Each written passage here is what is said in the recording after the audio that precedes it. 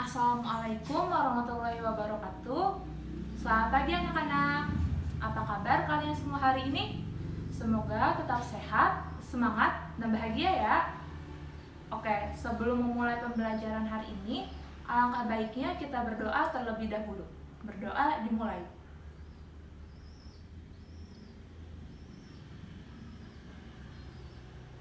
Selesai. Nah, silahkan untuk absensi kalian tulis nama dan nomor absen di kolom komentar video di bawah ini.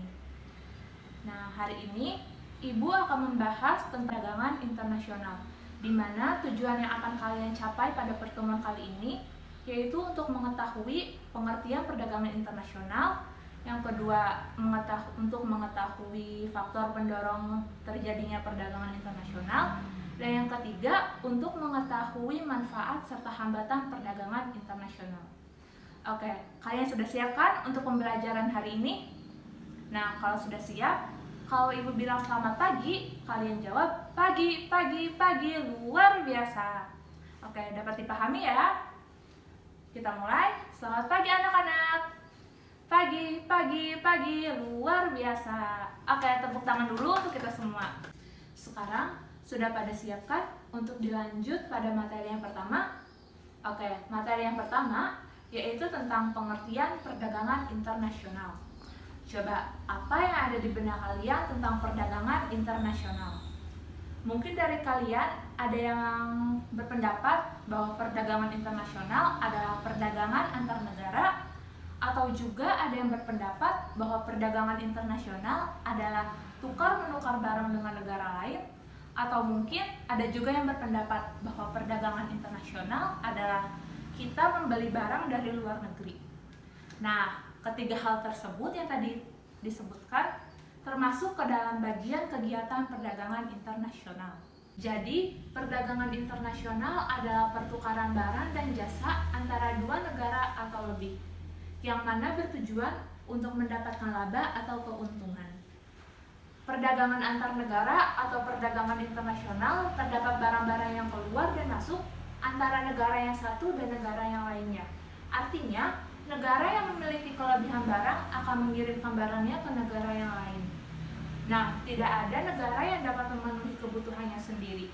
Misalnya, negara Amerika yang membeli minyak dari negara-negara Timur Tengah. Sekarang, kita lanjut ke materi yang kedua ya, yaitu tentang faktor pendorong terjadinya perdagangan internasional. Faktor pendorong terjadinya perdagangan internasional dilatar belakangi oleh karena setiap negara menghasilkan barang dan jasa yang berbeda-beda. Adapun faktor terjadinya perdagangan internasional antara lain, yang pertama yaitu sumber daya alam setiap negara. Tentunya sumber daya alam setiap negara antara negara yang satu dan negara yang lainnya berbeda-beda juga. Nah, hal ini mengakibatkan produksi barang atau jasa setiap negara berbeda. Misalnya, negara Indonesia yang kaya akan sumber daya alam, kemudian memproduksi atau membuat barang berupa kursi rotan yang nantinya dijual ke negara Singapura. Faktor pendorong yang kedua yaitu tingkat kualitas sumber daya manusia. Sama seperti sumber daya alam, tingkat kualitas sumber daya manusia antara negara yang satu dan negara yang lainnya berbeda juga. Negara yang memiliki tingkat kualitas sumber daya manusia yang tinggi dan maju dapat menghasilkan lebih banyak barang dan jasa dengan tingkat kualitas yang lebih baik dan juga bermutu. Lanjut yang ketiga, yaitu ilmu pengetahuan dan teknologi. Negara yang mampu menguasai ilmu pengetahuan dan teknologi akan dapat menghasilkan lebih banyak barang dan jasa yang bermutu, lebih baik, dan juga efisien dibanding dengan negara yang belum mampu menguasai ilmu pengetahuan dan teknologi. Yang keempat, yaitu perbedaan budaya suatu bangsa. Nah, perbedaan budaya suatu bangsa termasuk ke dalam faktor pendorong terjadinya perdagangan internasional.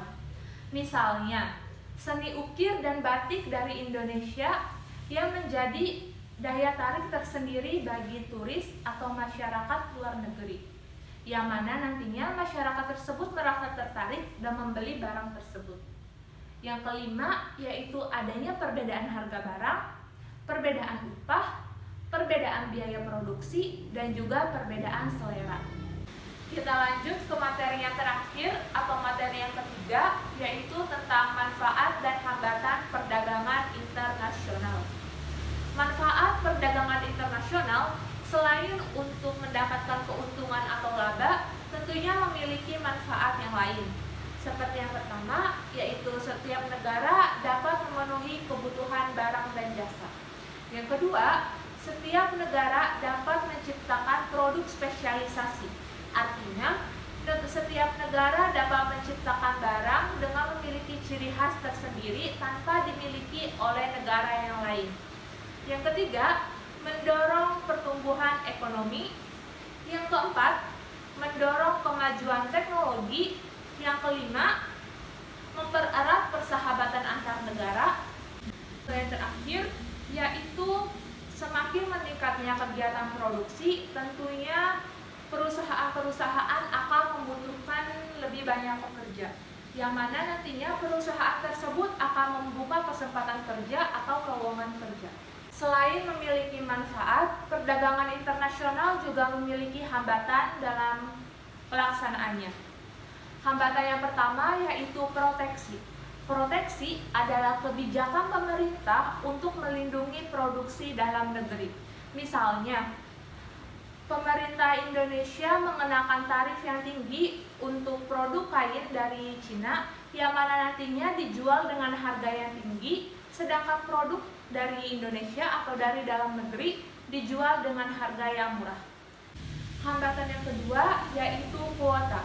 Kuota adalah kebijakan untuk membatasi jumlah impor dan ekspor dari suatu negara. Misalnya, negara Amerika yang membatasi produk tekstil dari Indonesia. Kenapa? Karena Amerika sudah mampu untuk menghasilkan produk tekstilnya sendiri. Yang ketiga yaitu tarif. Tarif berupa kebijakan pajak atas barang impor dan juga ekspor. Oke, sampai sini dapat dipahami dan dimengerti. Apabila ada yang ingin ditanyakan atau kurang jelas, kita lanjut ke Google Classroom ya. Untuk pertemuan hari ini tentang perdagangan internasional, Ibu memberikan tugas kepada kalian untuk membuat kesimpulan terkait dengan perdagangan internasional. Nah, nanti dapat dikirimkan melalui Google Classroom. Karena pembelajaran hari ini telah selesai, alangkah baiknya kita mengucapkan hamdalah bersama-sama. Alhamdulillahirabbil alamin. Sekian pemaparan materi dari Ibu tentang perdagangan internasional. Semoga dapat dipahami dan dimengerti dan bermanfaat bagi kalian semua. Kurang-kurangnya mohon maaf. Wabillahi taufiq wal hidayah. Wassalamualaikum warahmatullahi wabarakatuh.